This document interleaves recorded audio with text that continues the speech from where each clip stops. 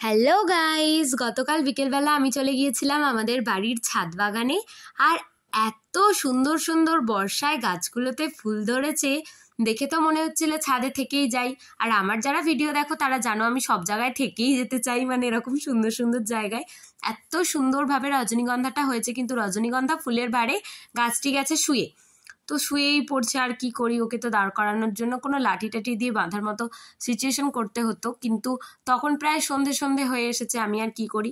তারপরে চলে গেলাম আমাদের পদ্ম ফুলের বাগানে, মানে পদ্ম ফুলের কাছে। আর পদ্ম ফুলগুলো দেখো টবে পুরো ভর্তি ভর্তি হয়ে হয়েছে, আর এত সুন্দর লাগছে।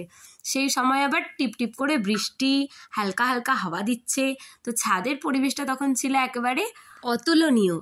আর এই পদ্ম ফুলটা কত সুন্দর ফুটেছে, তাই না? আর এই পাতাগুলো দেখেছো বর্ষার জল পেয়ে এতটাই বড় বড় হয়ে গেছে, ওতে কিন্তু এবারে ভাত ঢেলে খাওয়া যাবে। কি বলো? ভিডিওটা ভালো লাগলে লাইক করো, চ্যানেলটাকে সাবস্ক্রাইব করো।